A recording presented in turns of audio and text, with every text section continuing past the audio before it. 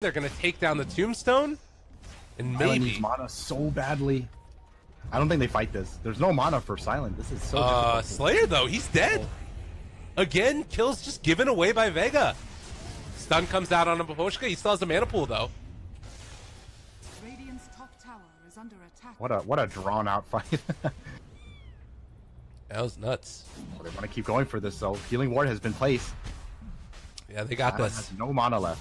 Another stun, but they just don't have the damage to follow it up. God's Strength is on cooldown for another 9 seconds, as well as the Insatiable Hunger being back up again. They can think about going for this if they want to. If they can get this Roshan, steal it away, the stun connects onto 3 Maposhka, making the plays that they need, but they get the second round of wards down as well. The Hex is already there, as well as the Silence. He just drops like a tread. Silent is doing so much damage, he's going to live through all of it.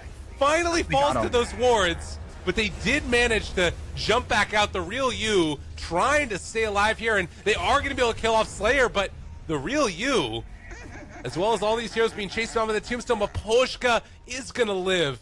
That tombstone barely running out at the last second, and when all is said and done, the Aegis is down. Who do you feel like that favors? I think at the end of the day, I would say it's kind of even. I think at the start, Empire, getting all those kills, pushing them back, forcing 2 sets of roster wards to go down, right? But and they also got the kills in as well. But I think Vega kind of brought it back by securing the Roshan kill for themselves and also picking up the Aegis. I think it was Aloha. Yeah, Aloha Dance is the one who picked it up. So I think at the end of the day, it's just an even trade. I like the build that Aloha Dance went for here too. The Echo Saber, really good at dealing with like the kiting of a Juggernaut and stuff. Like even in the Blade Fairy, he's going to be able to have some form of control for him. Yeah, definitely. Oh, FN. He is in some trouble here. The global comes out. FN trying to run away. The rest of the team is coming in. The stun, it's going to connect. FN barely able to walk away from that. And Afterlife, he's going to be able to get away from there too. But it's Empire making the escape. And Vega won't be able to find anything. Top lane, Ghost Stick doing Ghost Stick things.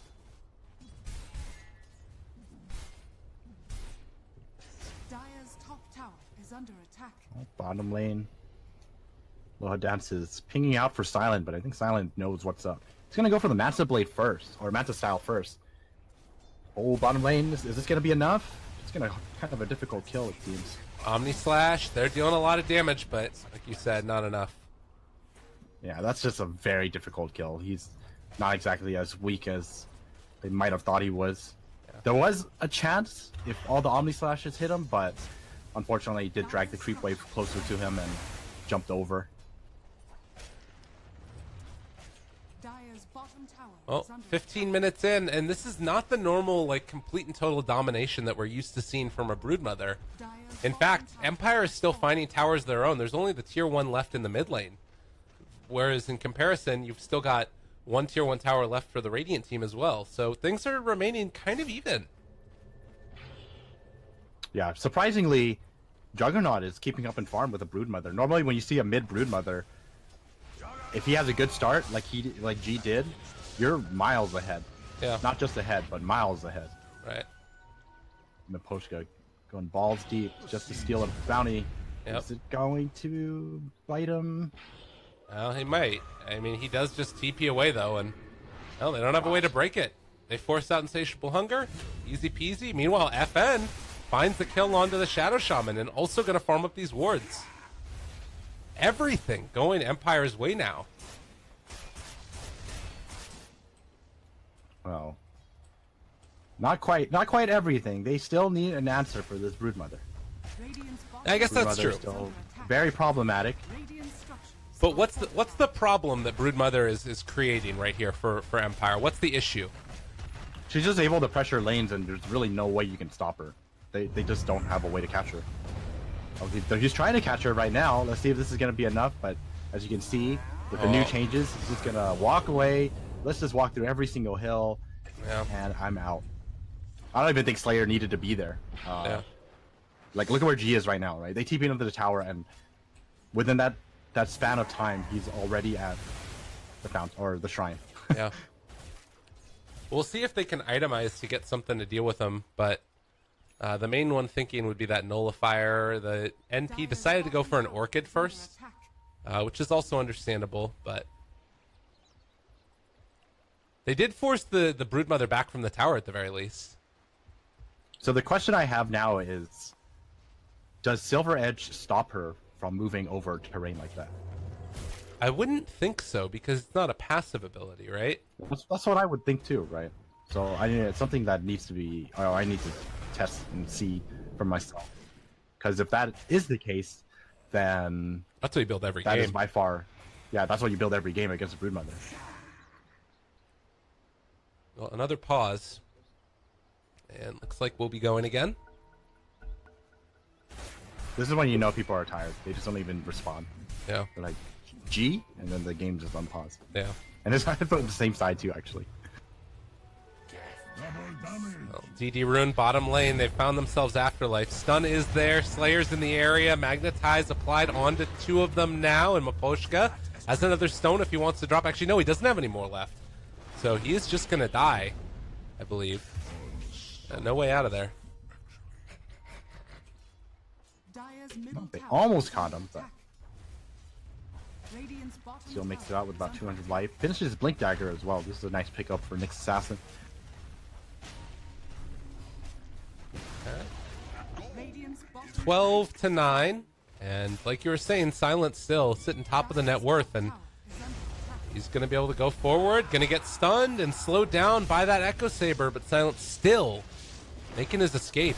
Ghost Stick turns it back around here, but they get the Hex out of him again. The wards are down as well. Silent jumps in, going for that Omni Slash. A very full mood.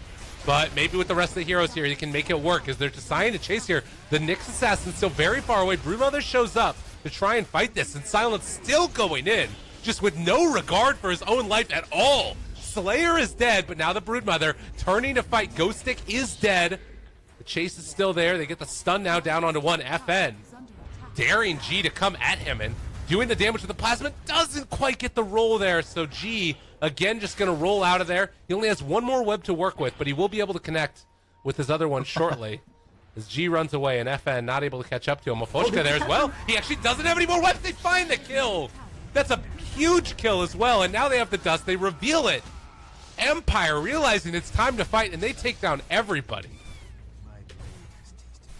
Oh man, that was so bad Under attack. for Vega. Like, you definitely have the damage, but unfortunately for them, the initiation, once they missed that opportunity, I think they should have just called it off. And by pushing further, they walked into this trap that Empire, you know, Dire's middle tower has fallen. sort of set up. It was great timing from Razor coming in with that newly purchased Heaven's Halberd, and that just completely shut down the Sven. And speaking of Sven, he's gonna get caught out. Man, they're falling apart. These kills just cannot afford to happen. And the other thing to think about, Silent is now going to have a Diffusal Blade, so he does have an answer to slow down that Broodmother. So Diffusal Blade, Manta, Oh, that's a good point. this is really scary. That might be all the slow they need to catch him out. Yeah. BKB is being built by FN with a 4,000 gold lead, 17 to 10. Empire looking to have this game at least a little bit into their advantage. Silent's playing like a madman, but I love it. This is one of the big issues that Vega are having. You know, even I think I'm just really surprised.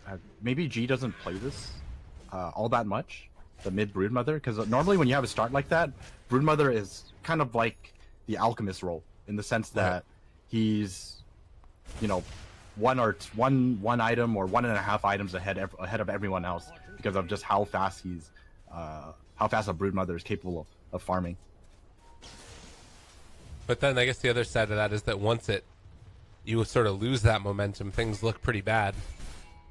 I mean, that's the thing that kind of surprises me. I feel like there wasn't a point where he really lost that momentum. Right? You look at his score, he's 7-1-2, right? Wasn't really pressured all that much, was able to move around freely, but at the end of the day, still sitting now at like 1,000 gold behind a Juggernaut, and Juggernaut, all he had was a Manta style, but still pulling ahead in farm is very surprising to me. I want to look up how Silent farms so fast. That's the thing I think is the most surprising about this game is how much Silent was able to get. Bottom tower is under attack. You know what I mean? Oh yeah, I agree. Because when you think about it, there's really not much